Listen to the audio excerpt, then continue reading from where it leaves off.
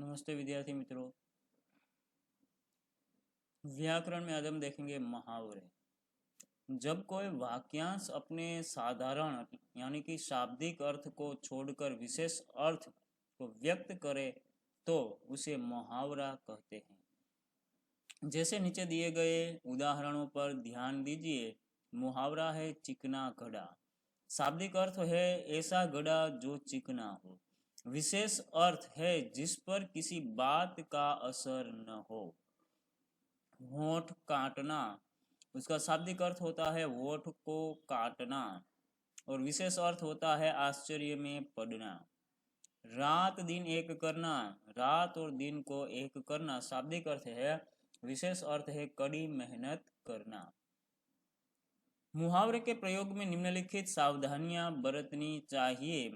तो मुहावरों का प्रयोग करने के असली रूप में ही करना चाहिए। जो मुहावरा है उसे असली रूप में, मुहावरा बदला नहीं जा सकता, उसके शब्द बदले नहीं जा सकते। जैसे कि अकल का दुश्मन एक मुहावरा है, यदि इसके स्थान पर अकल का शत्रु प्रयोग किया जाए तो वो योग्य नहीं है। 9 2 11 होना की जगह 8 3 11 होना कि ऐसा उपयोग किया जाए तो वो सर्वथा अनुचित है, योग्य नहीं है। मुहावरे वाक्यों में ही शोभते हैं, अलग नहीं। जैसे यदि कहे कान काटना तो इसका कोई अर्थ व्यंजित नहीं होता, किंतु यदि ऐसा कहा जाए कि वह छोटा बच्चा तो बड़े बड़ों के कान काटता है तो वाक्य में अद्भुत लाक्षणिकता, लालित्य और प्रवाह स्वतः आ जाता है। मुहावरे का प्रयोग करते समय इस बात का सदैव ख्याल रखना चाहिए कि समझूती परिस्थिति, पात्र, घटना और प्रसंग का वाक्य में उल्लेख आवश्यक हो। केवल वाक्य प्रयोग कर देने पर संदर्भ के अभाव में मुहावरे अपने अर्थ को अभिव्यक्त नहीं कर सकते। जैसे 9 2 11 होना, भाग जाना, ऐसे नहीं होता। ये मुहावरा का अर्थ संपूर्ण हमें तभी मालूम पड़ता है, उसका आकर्षण हमें तभी लगता है जब वो वाक्य में प्रयोग हो, तभी हमें ऐसा मालूम होता है कि इसका अर्थ क्या होता है। ऐसे ही मुहावरे लख दे 9 2 11 भाग जाना तो इसका अर्थ हमें स्पष्ट नहीं होता, इसका वाक्य में प्रयोग हो जरूरी है। जैसे कि शेर को देखते ही हिरण 9 2 11 हो गया। स्पष्टता, तो शेर हिरण का शिकार करता है क्योंकि वो उसका भक्ष्य है, पर हिरण भागता है क्योंकि उसे अपनी जान बचानी है।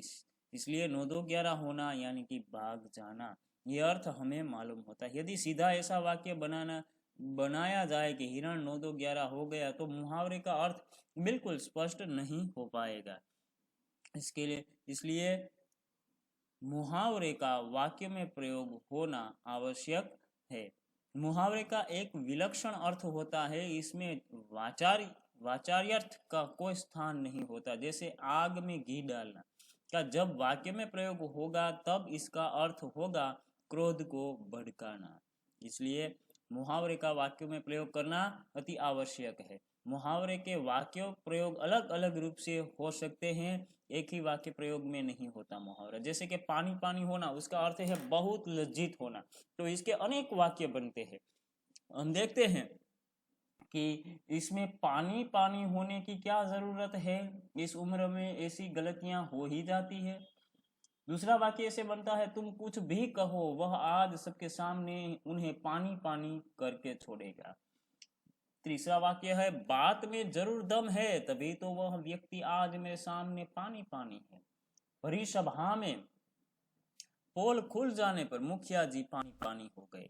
यहाँ पानी पानी का अर्थ है तो होता है बहुत लज्जित होना, पर इसका वाक्यों में अलग अलग तरीके के उपयोग होता है।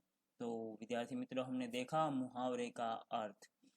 यहाँ हम समाप्त करते हैं। अस्तु विद्यार्थी मित्रों।